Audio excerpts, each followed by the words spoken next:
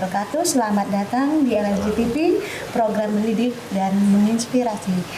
Perkenalkan, nama saya Anissa, saya Ketua Rumah Keluarga Indonesia, Balikpapan Utara. Alhamdulillah hari ini LNG TV ya sudah kedatangan pembicara yang luar biasa, hebat-hebat, Masya Allah, tabarakallah. Yang pertama ada Bapak Umar Adi, dan yang kedua yaitu Ibu Iin. Nah, pemirsa LNC TV yang berbahagia, kita akan membahas tentang pola asuh mendidik anak ya, cara mendidik anak. Yang kita tahu ada kata yang luar biasa yang sampai sekarang itu saya sangat takjub sekali. Anak yang kau tuai adalah anak yang telah kau tebar. Nah, ini dalam sekali maksudnya ya. Jadi mungkin kepada pemateri saya akan nanti tanyakan langsung nih, apa kira-kira maksud dari kalimat yang luar biasa ini, dengan kita menggali lebih dalam tentang apa itu pola asuh dalam makna global dan apa itu pola asuh dalam spesifiknya dalam keislaman ya, secara syariah. Yang kebetulan luar biasa pembicara kita pada hari ini ada Pak Umar Adi ya, beliau kepala bidang perlindungan anak dari DPA 3KB, dan materi selanjutnya yang akan disampaikan oleh Bu Iim, beliau sebagai kepala sekolah PAUD yang hari-harinya berkecimpung dengan dunia anak. Ya, ini sungguh perpaduan pemateri yang sangat luar biasa ya Bapak Ibu ya. Jadi fokus dengan apa yang disampaikan oleh pemateri kita yang luar biasa pada hari ini. Pada Pak Umar Yadi, monggo dipersilahkan Bapak, apa itu pola asuh dalam sisi global yang bisa Bapak sampaikan kepada para pemirsa pada hari ini? Ya, pastinya Assalamualaikum warahmatullahi wabarakatuh. Saya Umar Adi, Kepala Bidang Perlindungan Anak di DP3 AKB Kota Balikpapan. Dan hari ini saya hadir di sini bertemakan tentang perlindungan anak. Tidak mudah memang kalau berbicara perlindungan anak, apalagi kalau kita berbicaranya adalah pola asuh. Dan memang selama ini yang saya coba tekunin, walaupun baru kurang lebih saya 4 bulan menjabat, bahwa bicara pola asuh itu senantiasa seolah-olah anak ini menjadi PR bagi ibunya, kan gitu ya? Iya, betul. Bagi mamahnya, kan gitu ya. Padahal sisi lain kebutuhan anak itu kalau boleh saya bagi, waktu bagi anak itu dia berada di sekolah, berada di rumah, dan berada di lingkungan sosialnya. Nah, hal inilah yang kadang-kadang bagi anak, bahwa kemandirian seseorang anak bukan berarti adalah pembiaran orang tua. Dimanapun anak itu akan menjadi tumbuh kembang dengan wajib didampingi oleh orang tua. Pertanyaannya, siapa saja orang tua itu sebetulnya bagi anak? Apakah ibunya saja? Jelas pasti enggak, bersama ayahnya. Apakah tentang ayah ibunya saja? Ternyata enggak. Mereka harus didukung oleh orang-orang yang berada di lingkungannya, terutama di lingkungan rumah. Artinya ketika anak itu bersama kakek neneknya, maka kakek nenek itu bisa menjadi bagian dari orang tuanya, menjadi temannya, maupun dia berperan sebagai kakek dan neneknya. Nah, pola asuh ini juga yang akhirnya kami coba untuk sampaikan kembali kepada seluruh pemirsa, khususnya yang berada di Kota Balikpapan, dan itu juga menjadi bagian dari kami di internal DP3KB. Kenapa? Begini, permasalahannya adalah contoh yang paling sederhana. Sadar tidak sadar, ketika kita mengajarkan anak untuk mandiri, tetapi di waktu dan tempat yang tidak tepat, maka bisa saja ditangkap oleh anak menjadi sebuah pembiaran. Contoh, bukan seringkali sih ya, tapi tanpa sadar, adik baru pulang sekolah ya, ini anak belum bernapas di dalam rumah, baru sampai di depan pintu gitu ya, udah diingatkan, nanti taruh semua pakaiannya di tempat cucian, oke? Habis itu cuci tangan, cuci kaki, ambil makan siangnya, di ini magicom, makanan lauknya sudah siap di atas meja, makan, langsung makan, nanti kalau terlambat sakit perutnya. Terus selesai makan jangan dibiarin piringnya, jangan dibiarin, taruh di tempat cucian piring. Habis itu istirahat. Kalau belum sholat jangan lupa sholat zuhur ya. Habis ini banyak banget perintahnya. Kebayang nggak suatu saat itu bahwa kita kembali berpikir anak ini belum apa-apa sudah dijejeli dengan kalimat perintah. Pernahkah kita sempatkan bertanya dulu, sayang, gimana apa kabar hari ini? Kok mukanya kayak gitu sih? Kenapa sih pakainya kayak latihan kusut gitu? Ada apa sih di sekolah? Udah dulu, masuk dulu deh, duduk napas dulu, oke? Napas dulu, terus nanti bajunya ditaruh sana. Mau makan apa? Sekarang mau makan apa? Mama masak ini nih, diambilin misalnya. Bukan memanjakan, tetapi lebih tepatnya adalah memahami posisi anak pada saat itu. Ada hal yang sederhana lainnya gitu ya, ketika saya coba dengan teman-teman tim kami berbahas tentang HP, ada hal sederhana yang cukup unik ternyata. Sekali lagi bukan menyalahkan siapapun, tetapi sadar tidak sadar ketika orang tuanya habis berbelanja di pasar, kanan sayur, ikan, tempe, tahu, sebelah kiri ada telur gitu ya, dan lain sebagainya, taruh di dapur, jepret. Anaknya ke belakang bertanya, "Ma, itu apa?" Ikan apa? Bandeng. Ikan bandengnya sudah dibersihin? Belum. Nanti dibersihinnya gimana? Yang bersihin siapa? Mau dimasak apa? Bumbunya apa? Walhasil yang sadar tidak sadar, nah sini dulu. Sini sayang, ini HP. Ntar masakan mama bisa gosong gitu. Nah, di saat siang aroma masakan sudah mulai ngepul. Lapar dong ya, kan gitu ya. Begitu dia lapar dia ke belakang nih. "Ma, lapar, bolehkah makan?" Ini ikannya baru digoreng, nasinya belum tanak, belum selesai masak, sudah main HP aja lagi. Kedua, nggak sadar. Sore, ketika si anak nih, "Ma, ayo dong Ma, Mama mulai tadi sibuk aja, capek main HP, nyiramin tanaman yuk." "Iya sudah, sini, nyiramin tanaman." Baru mau disiram, karena itu tanaman hias harganya ratusan ribu jutaan. Bisa jadi sadar tidak sadar sudah nggak usah nyiram, Mama aja daripada nanti tanamannya patah lagi. Ini kamu main HP, oke?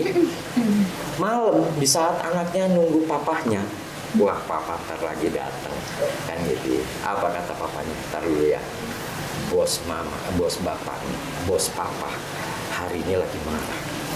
Papa koordinasi dulu ya, ntar ya. Koordinasinya sampai jam 9. Anaknya udah tidur lagi gitu.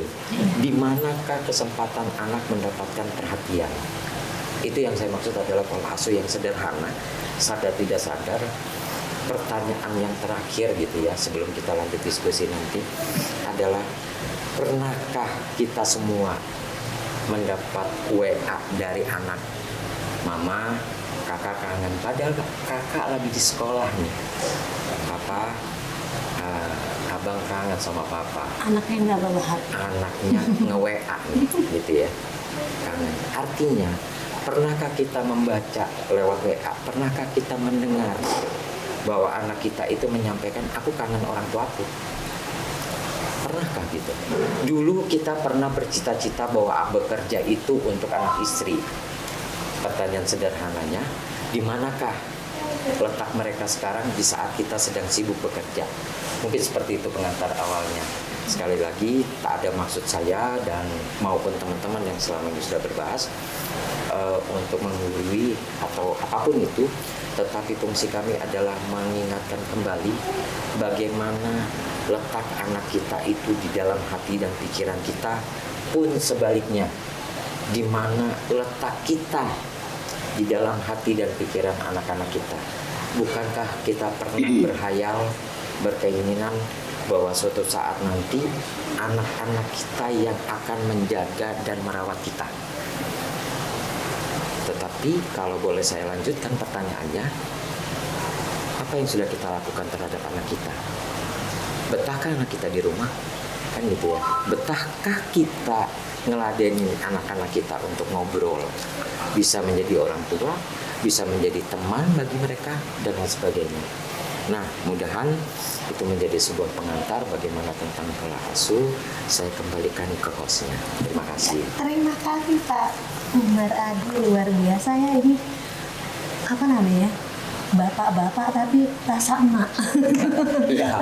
Artinya kalimatnya yang disampaikan pengantarnya itu singkat tapi dalam. Saya ketusuk ini Pak. ada rasanya tersinggung sedikit Pak. Iya, ya. Karena terkadang seperti yang Bapak bilang tadi, ibunya karena sibuk dengan ini, sudah ini HP. Ini nggak bisa menutup kenyataan. Memang seperti itu fenomena sekarang itu, ibu-ibu tuh kalau nggak mau terganggu, nggak mau dirusuhin oleh anaknya, ujung-ujungnya itu dikasih HP. Itu PR bagi kita semua, luar biasa. Bapak Umar Adi sudah sedikit kita pemirsa disentil-sentil oleh Pak Umar Adi. Oke, sekarang itu dalam persepsi global ya, dalam sisi kacamatanya Pak Umar Adi, karena posisi beliau sekarang sebagai kabid bidang kepala bidang perlindungan anak ya. Nah, oke, selanjutnya pemirsa, kita ke pemateri selanjutnya yaitu Ibu Iim. Bu Iim, ini apa menurut Bu Iim selaku praktisi pendidikan ya, karena Bu Iim ini udah berapa tahun Bu Iim bergelut dalam bidang pendidikan anak, apalagi Bu Iim ya punya sekolah PAUD ya dari usia 3 ya Bu, dari 3 sampai 6 tahun ya.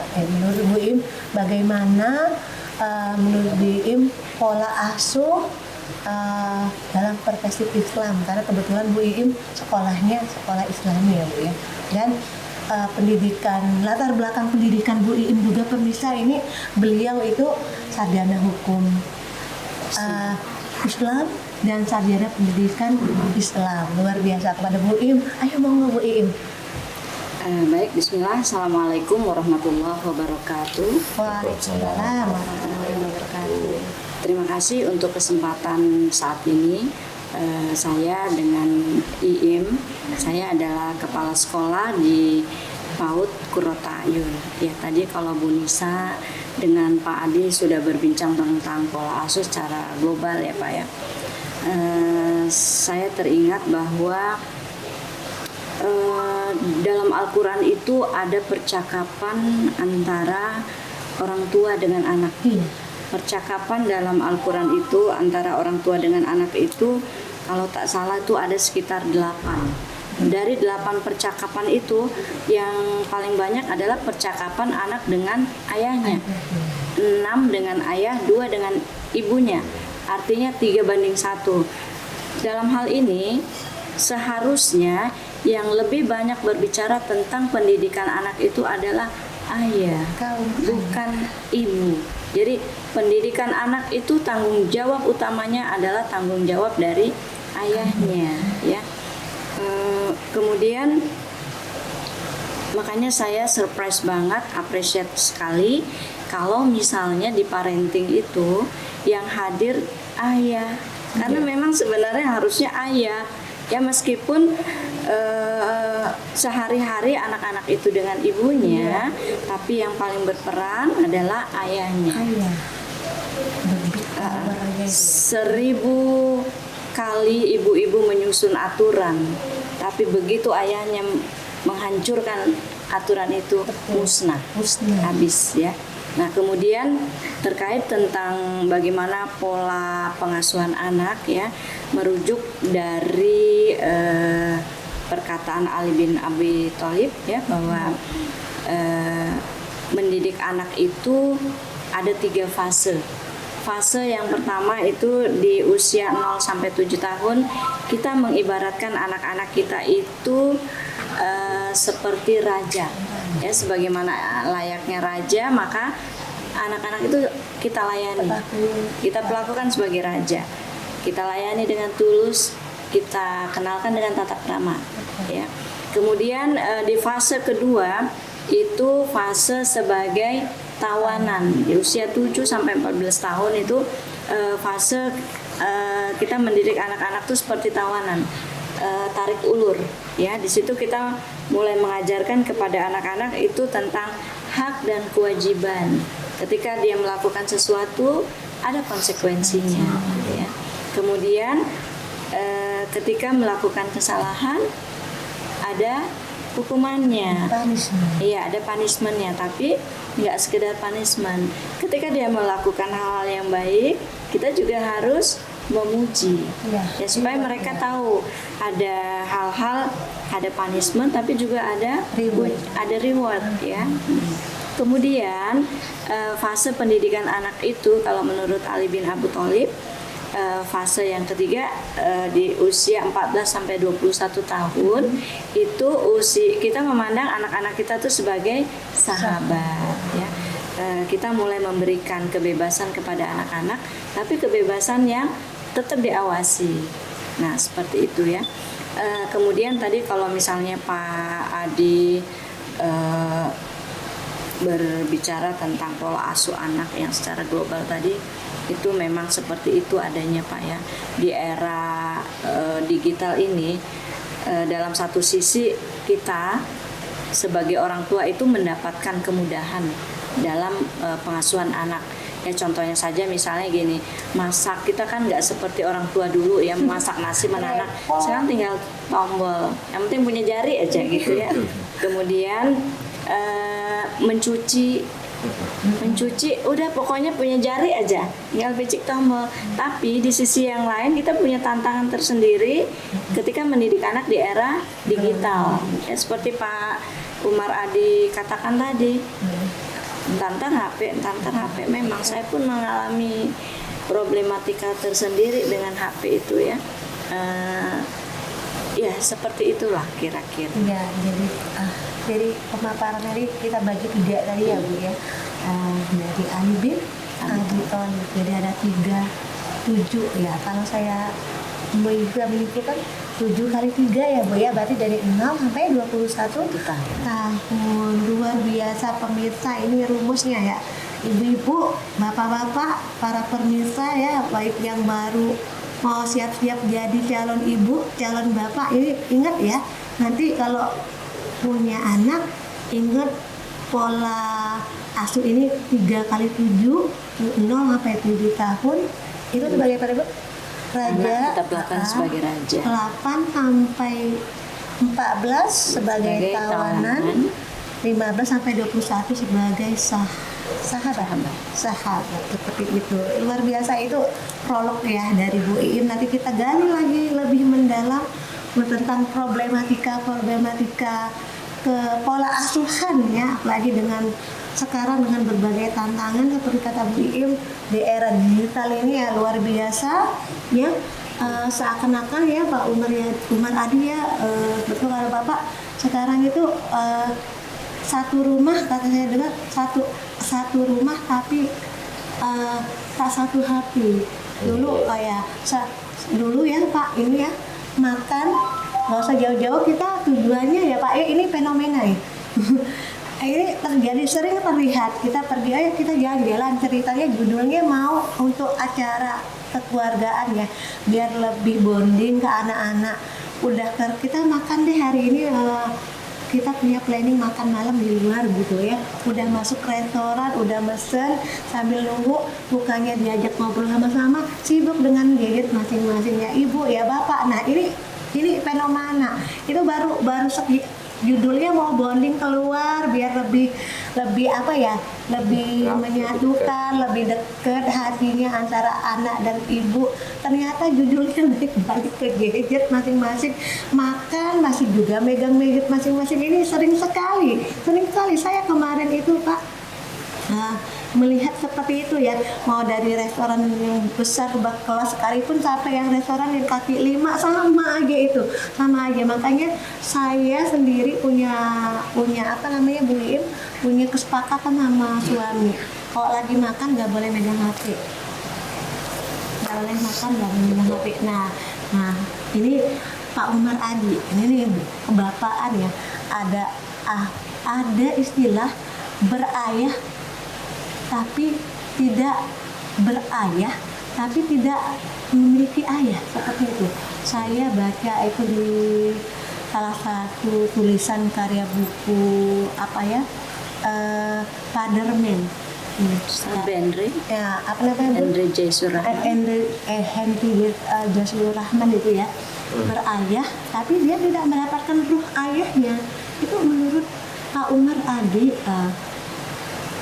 apakah ada hubungannya dengan kasus-kasus apa ya, sesuai dengan yang Bapak bidani sekarang itu tentang apa namanya, bidang apa, bidang perlindungan anak itu, seringkah Bapak mendapatkan laporan-laporan kasus-kasus ini latar belakangnya itu tadi ngerasa punya ayah tapi dia tidak merasakan ada ayah, keberadaan ayah itu kayak apa? Iya, memang sih kalaupun kita tadi berbahas kayak yang Ibu sampaikan, kita kumpul makan gitu ya, pengennya malah makan bareng, sibuk dengan HP, lalu kita sepakati kalau makan jangan pegang HP. Benar Bu, saya coba yakini, bahkan memang kalau kita makan sebaiknya pegang sendok. Iya betul sekali, Iya, Bapak kan? ini pintar juga ngelawak Pak Umar Adi ini. Tetapi yang saya maksud adalah sadar tidak sadar itu sering terjadi. Bahkan di dalam rumah tangga sekalipun, yang seyogyanya malam kita ada suasana dan waktu untuk berkeluarga gitu ya, untuk keluarga pun kita sibuk dengan HP masing-masing ataupun kegiatan masing-masing. Nah, peran ayah kan gitu ya, saya coba meyakini hingga di 80% lah. Kalau kita tanya ke ibu-ibu tentang anaknya, ibu-ibu mana sih yang nggak bisa jawab? Rasanya nggak mungkin. Karena sebagian besar ibu-ibu akan tetap memperhatikan tumbuh kembangnya anak. Bahkan kalau kami candaan, kayaknya ibu-ibu ini nggak perlu lagi dikasih parenting, karena udah hafal kan gitu ya. Apalagi zaman sekarang di dunia online pun banyak pilihan parenting dan lain sebagainya. Figur ayah sekarang yang kita kembalikan kan gitu ya. Figur ayah itu kalau saya melihat secara umum sekali lagi kan gitu, dan kami ngobrol-ngobrol di internal kami pun, bahwa anak itu juga perlu bukan hanya perhatian dan kasih sayang, tapi dia butuh figur pahlawannya, hero-nya kan gitu ya. Dan itu figur keberanian dia menghadapi masa depan, figur dia berani dan melihat gitu ya, bagaimana sebuah atau seorang pejuang tangguh gitu ya, yang menghidupi dia, keluarga di rumah kan gitu ya. Dia bisa saja melihat ayahnya yang keluar pagi cari uang gitu, malam baru balik gitu. Bahkan bisa saja dia merasakan bahwa sesungguhnya aku ini nggak ketemu ayah sampai 3 hari loh. Karena apa? Karena ayahnya tidur pagi, dia udah berangkat ke sekolah berwaktu, dan pada saat ayahnya pulang bisa saja dia sudah tidur karena takut besoknya bangkong tuh. Kan ya. Jadi akhirnya adalah bahwa sosok gimana pun kalau kita bicara orang tua, maka minimal 2, bapak dan ibu, kan gitu ya. Di mana letak ayah sebetulnya di hati anak-anak itu? Pertanyaannya selalu begitu kan, di mana sih letaknya? Saya pikir saya nggak perlu menjawab, karena hari ini pun ketika pemirsa lagi menyaksikan tayangan kami, cobalah bertanya di dalam diri sendiri, di mana letak ayahmu di dalam hati dan pikiranmu.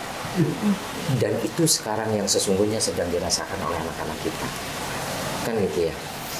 Bagaimana kita memposisikan diri sebagai ayah untuk membantu istri tumbuh kembangnya anak, kan gitu ya. Kadang-kadang kalau kami candaan di internal kami, ya gimana ya, kalau misalnya istri hanya selama ini sudah sibuk ngurusin anak gitu ya, sibuk ngurusin rumah gitu, Urusan internal. pagi sholat subuh, habis sholat subuh udah nyiapin sarapan kan gitu ya, lalu sibuk mandiin anaknya, siapin ke sekolah, suaminya harus dibikinin kopi, ada sarapan juga, lalu ngantar anaknya masih nungguin di sekolahan, kepikiran cucian belum dicuci, nanti kalau pulang dari sekolah sudah siang, matahari takutnya sudah tenggelam gitu ya, pakaian belum kering dan lain sebagainya. Bahkan kalau saya candaan nih, saya bilang sama teman-teman, coba deh daripada kita bahas tentang wanita, tentang ibu rumah tangga, ganti peran aja masing-masing.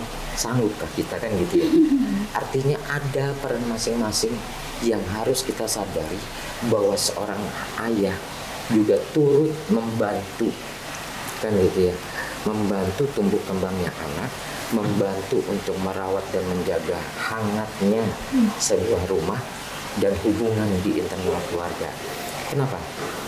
Ya karena sebaliknya, kalau saya bilang saya ditanya pun sebaliknya. Coba deh para ayah, emaknya libur aja jadi ibu, jadi istri, Kasih me time 3 ya, Pak. hari aja Kasih me gitu kan. time ya Pak ya. Itu cucian numpuk pasti udah ujung-ujungnya di laundry deh. Kan gitu. Kenyataan itu Pak. Ya kan? Belum apa-apa ayahnya udah panik, siapa yang masak nih? Aduh, gitu. Aduh, siapa yang nyapu rumahnya gitu. Goput, Pak. Ya kan gitu dan lain sebagainya. Nah, karenanya bagaimana antara punya ayah dan tidak ada gitu. Ya tentunya kadang kita butuh ayah tuh bukan hanya melihat ayah pulang kerja, enggak gitu kan. Kan kita juga butuh bersama sama ayah kita kan gitu ya. Dan artinya ketika kita berposisi sebagai ayah pun luangkan waktu. Oke, secara kuantitas mungkin tidak sebanyak ibu, tetapi berilah waktu yang berkualitas untuk anak-anak kita, sehingga peran ayah di hati anak-anak itu akan tetap ada. Pernahkah kita juga ngebayangkan bahwa sebetulnya anak kita itu sedang berhayal, butuh dia lihat, ayahku kan gitu ya, seorang yang tangguh, bertanggung jawab. Pagi dia keluar, siang dia WA ke saya, sudah makan siang apa belum, malam dia sibuk bekerja baru pulang, tapi dia tetap menyapa saya kan itu. Maka sadar tidak sadar beberapa anak yang sudah saya temuin, saya ajak ngobrol, ya om, ayah saya om nggak seperti yang om bilang, salah om. Saya ayah saya mantap loh om, dia tuh kalau Sabtu om kadang-kadang dia ngajakin saya cuci mobil bareng-bareng, kita sambil ngobrol mainan. Padahal itu kalau dibilang iya cuman interaksi cuci mobil gitu ya, tetapi di bayangannya anak-anak itu dia punya ayah kan gitu ya, Sungguh berkesan. iya. Padahal tiap hari dia diantar emaknya gitu ya, bisa kalah dengan posisi ayah yang Sabtu Minggu gitu ya hanya berada. Artinya bahwa bicara kuantitas mungkin si ayah sedikit, tapi berikanlah waktu yang berkualitas untuk anak, sehingga akan menjawab bahwa tidak ada lagi punya ayah seolah-olah tidak ada peran ayah. Artinya sebetulnya peran ayah yang tiada itu. Itu yang kami inginkan adalah kembalinya peran ayah, kembalinya peran ibu. Kenapa? Karena tumbuh kembangnya anak-anak itu mereka butuh kasih sayang dan butuh kekuatan dari ayahnya. Nah, maka simbol kekuatan dan kelembutan itulah yang secara umum lagi dibutuhkan oleh seorang anak menghadapi berbagai permasalahan global di lingkungan dia. Seperti itu. Jadi intinya Pak Umar Adi, ayah itu the top model. Top model atau kalau bagai fondasi.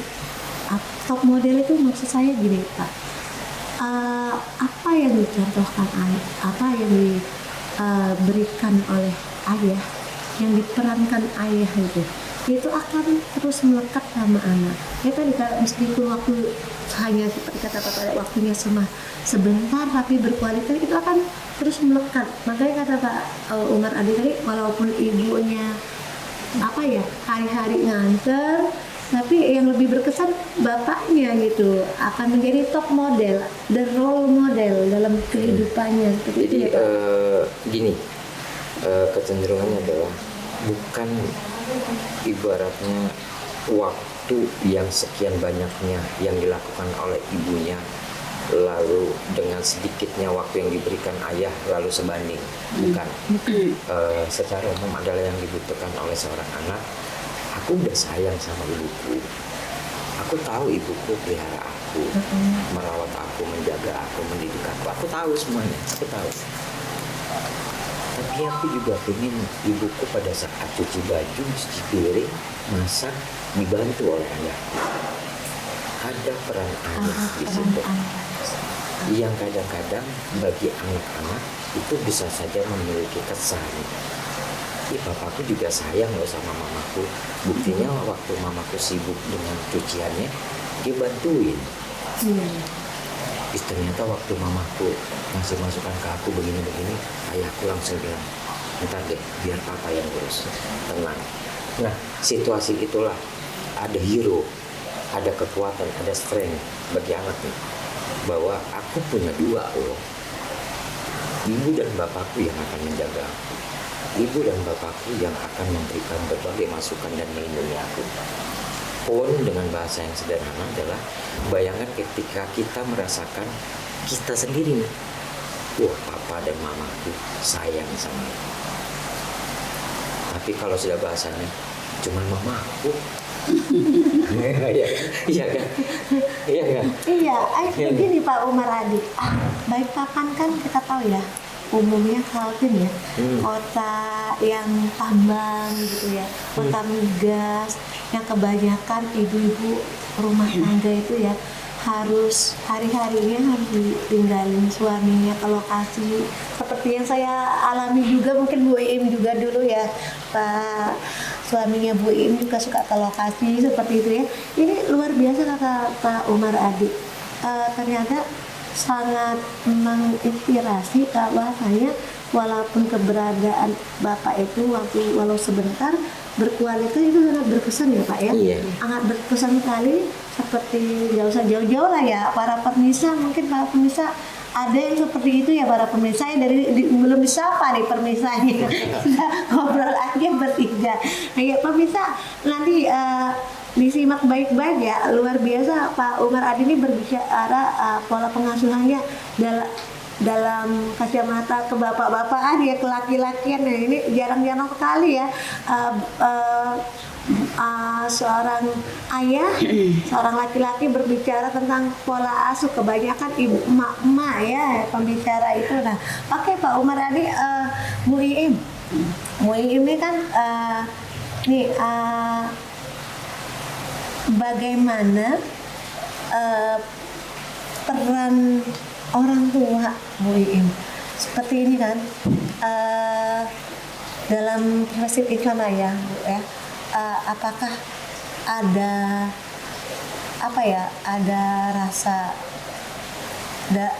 rasa berdosa atau tidak ketika mendidik anak seperti ini? Harus mengeraskan suara, harus apakah perlu anak itu kalau bandel dikit ya Pak Omar, apakah harus dipukul, jubit, itu bagaimana Bu Iim? Apakah perlu gitu ya menurut Bu Iim? Kalau dalam syariat Islam itu boleh nggak anak itu cubit, dipukul kayak itu? Kalau udah gimana ya, apalagi ibu-ibu ya hari-hari ketemu anak 24 jam gitu, pasti ada sesuatu yang gimana ya, anak ini aduh sudah 100 kali 1000 kali ngomong kok nggak nurut-nurut. Pasti ada batas ambang sadarnya, tanpa disadari pasti tangannya akan melayang, mencubit lah atau berkata yang tanpa dia sadari, berkata kasar kepada anaknya sendiri, atau bisa jadi akhirnya ujung-ujungnya membuli anaknya sendiri seperti itu. Dasar bodoh apa seperti itu ya, maaf ya para pemirsa saya berkata seperti itu karena ini kenyataan di lapangan. Gimana Bu Iim seperti itu? Apakah boleh atau gimana ya? Gitu. Ya, gini ya Bu Nisa, menyambung dari pembahasan Pak Adi tadi, Pak Umar Adi tadi tentang ayah. Yang ingin saya tekankan adalah bahwa berbicara tentang ayah itu berbicara tentang rumah tangga. Dalam hal ini ayah adalah pemegang visi utama. Kalau ibu itu misi. Jadi hal-hal yang penting poin-poinnya itu harus ayah memang.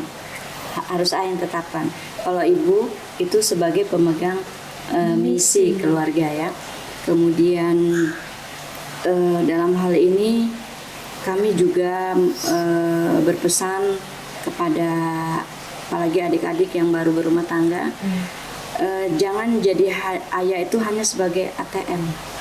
Ya, anak hanya butuh ayahnya, hanya butuh duit gitu. Kita juga harus menjadi ayah secara ideologis. Harus ada yang anak-anak itu kan adalah pewaris pemikiran-pemikiran ayahnya, orang tuanya gitu. Jangan jadi ayah hanya sebagai ATM anak-anak. Kalau anak-anak butuh uang, barulah ke ayahnya. Ya jangan seperti itu ya. Anak-anak itu butuh ayahnya secara pikiran dan fisik. Makanya kami tahu betul ketika menghadapi persoalan anak-anak, kami akan tanya dulu bagaimana hubungan dia dengan ayahnya. Karena itu kuncinya, itu udah rumus. Ya. Anak-anak bermasalah itu kebanyakan memang dia punya masalah dengan ayahnya. Hubungan punya masalah, ada gap hubungan dengan ayahnya. Kemudian dalam hal ini ketika Bu Nisa tadi boleh nggak menghukum anak-anak ya?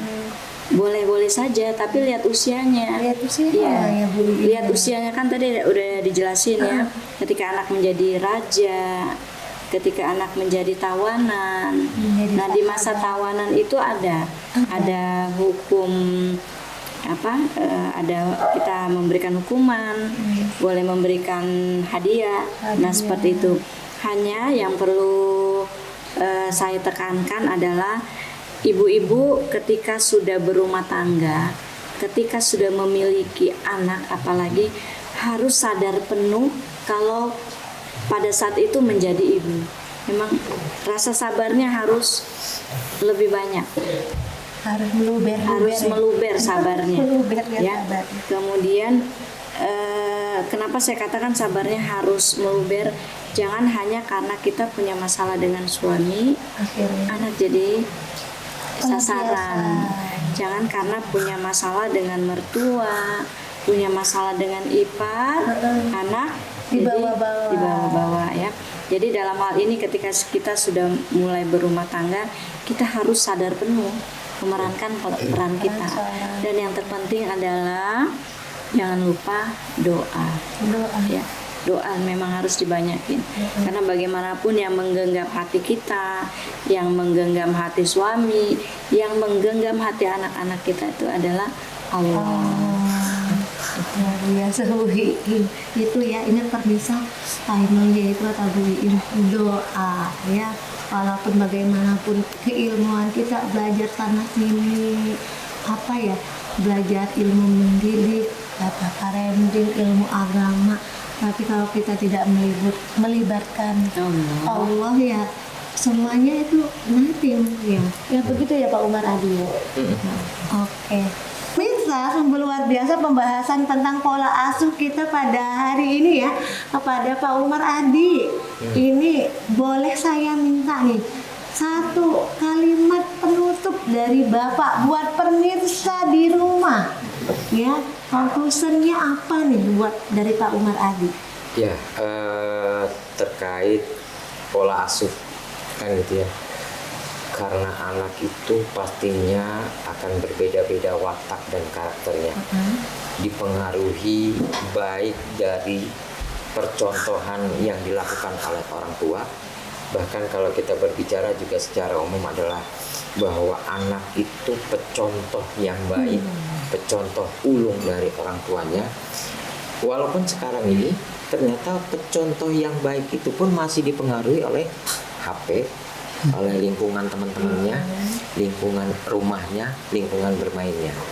Nah, yang utama di tim kami, di bidang kami perlindungan anak, pastinya menginginkan agar ada kembali peran orang tua.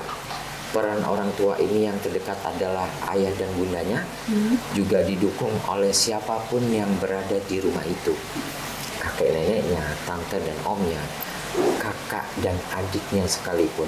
Karena apa? Karena anak-anak itu adalah aset bagi negara. Yang utama lagi adalah aset diri kita. aset keluarga kita.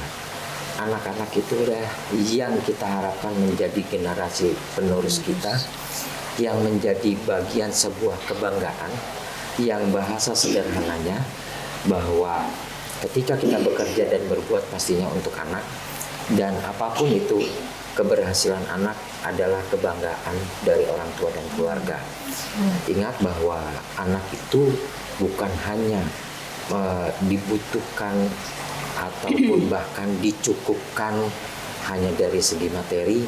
Jangan sampai peran kita hilang bagi anak di saat anak butuh kasih sayang, butuh kekuatan dari orang tuanya.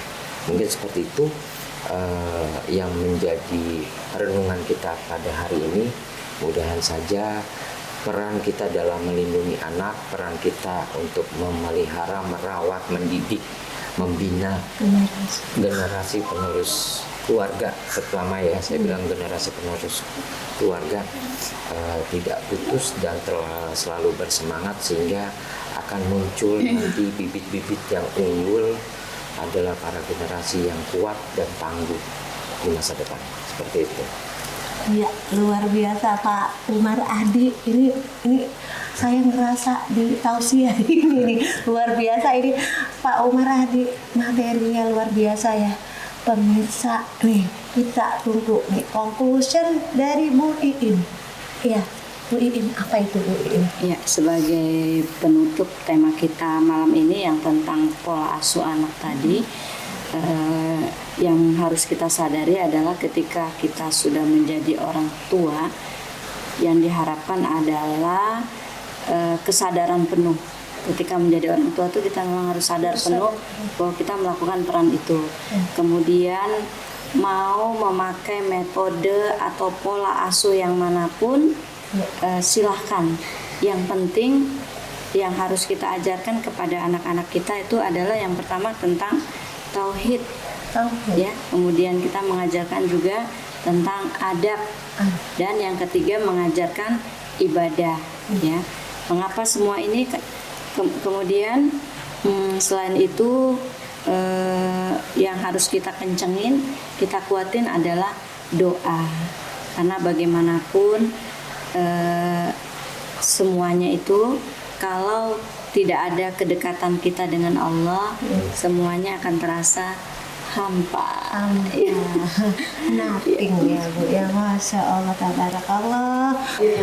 Pemirsa, saksikan terus konten-konten dari LNC TV, program mendidik dan menginspirasi. Wassalamualaikum warahmatullahi wabarakatuh. Waalaikumsalam.